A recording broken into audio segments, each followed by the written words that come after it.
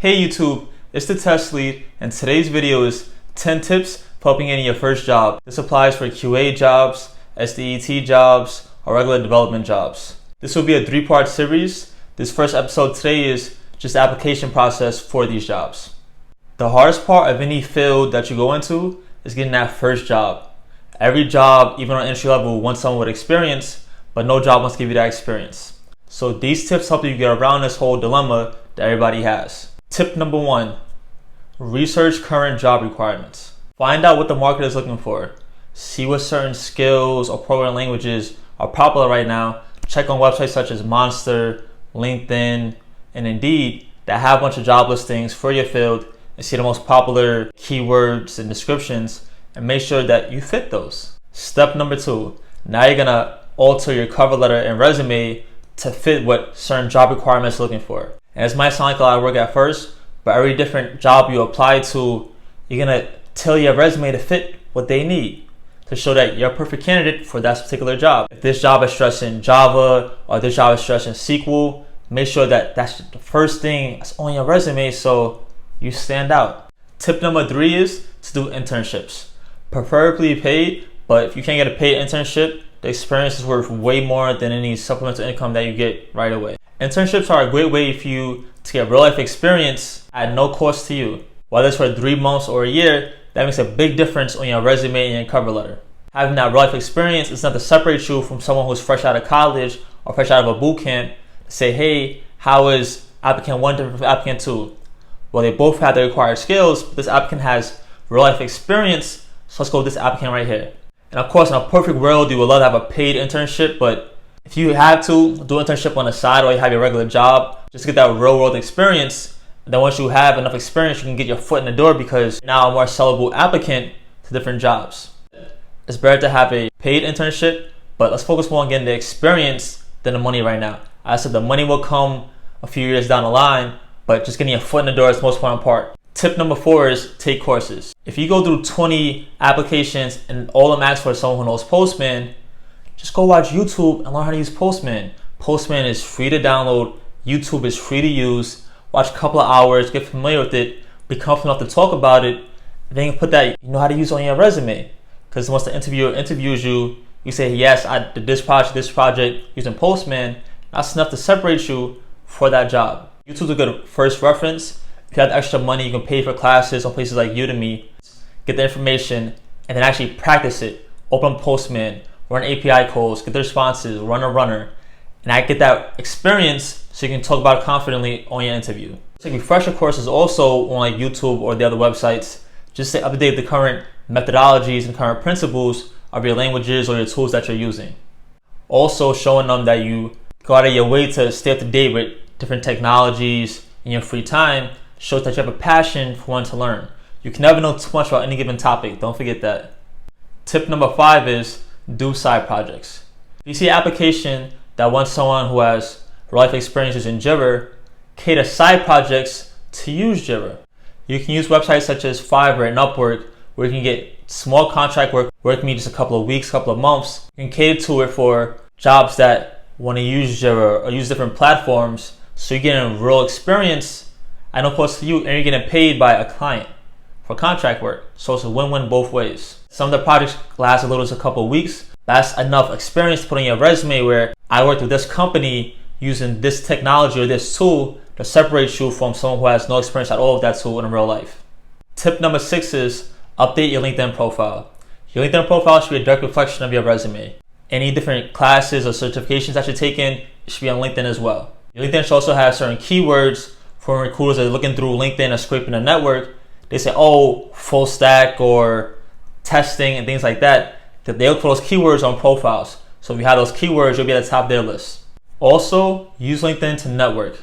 Add all your friends from school, from back home, family, because you never know who's hiring, who may know someone else. So you might add one of your friends and they say, oh, I didn't know such and such knew how to use Java or knew how to use Postman. I know this job that's hiring for those requirements. Let me connect them.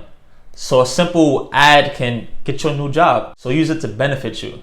You're on a bunch of other social media networks such as Twitter and Instagram. So use LinkedIn that actually can get you paid because you can get a job off of it. Tip number 7 is recruiters. Try to find 1 to 2 recruiters, 3 depending on how desperate you are, but you can never have too many recruiters, and you're not married to or obligated to work with just one recruiter. A recruiter's job is just to find you a job, and your goal is to get a job. So not only are you applying to jobs, the recruiter is also looking for jobs that you can be a fit for. And the thing is, I heard someone say to me, they're scared to use a recruiter because they don't want to pay a recruiter to get them a job. That should never be an option. The recruiters either work directly with the company, or recruiters get kickback when they place somebody at a job. But that doesn't affect your salary, so you have nothing to lose. They find you a job, they get their kickback or whatever, you have a job, it's a win-win for everybody. They may find jobs that you don't like, just say you don't think it's a good fit and move on to the next one. You have nothing to feel bad about. Tip number 8, mass apply. Mass apply to as many jobs that you think you might be a good fit. Even if you don't think you'll be a perfect fit, still apply. You don't have all the qualities, but you have some of the qualities, like 7, 8 out of 10 of the qualities that are needed, apply still. Because there's a good chance the first job that you get won't be your forever job. It's your job to get your foot in the door, to get your experience, so that later on you can get your forever job that required experience. And the thing is, it's a numbers game.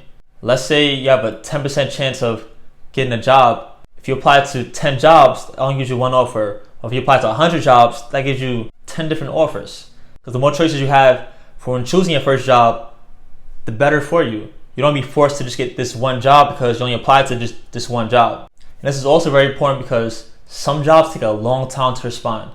Their whole HR and recruitment process may be a couple of months, where you're waiting to hear back from this job and you say, no, I'm not applying to other jobs, so I think this job could be a good fit. And you're sitting around for 2 months just waiting, and then you get denied. That's too much. You could have been applying to other jobs and possibly even hired by another job.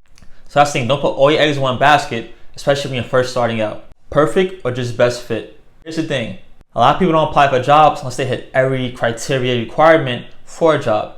That backfires in so many ways. 1, a lot of it is just timing. The thing is, you don't have to be a perfect fit, but just the best available option at the time that they're hiring. Because so many people have the mindset of, I'm not gonna apply because I'm not a perfect fit, then you do apply and no one else applies, you're applying against no one else, you're the best fit that's there, and the job really needs to hire someone, they're gonna hire you because they have no other choice. You're like, hey, I only know 70%, what about the other 30%?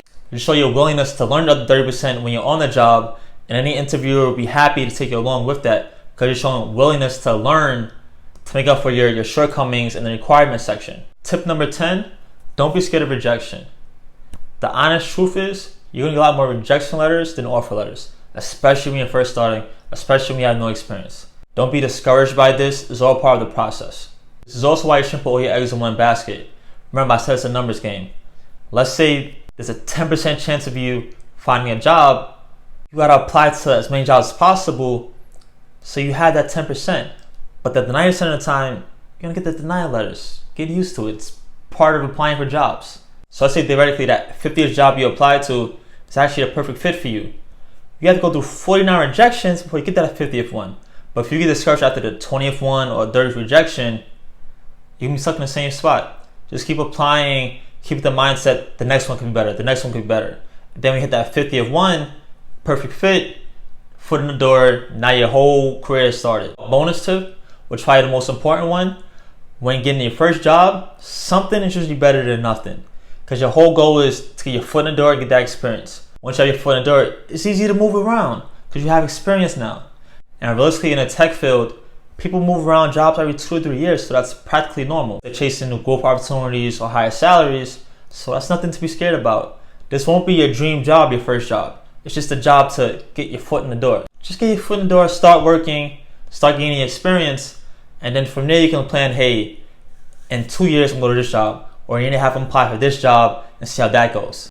Even if the first job is only for 6 months, when a job is going to hire somebody and look at 2 resumes for the past 6 months, what has this person been doing? This person has working at this company.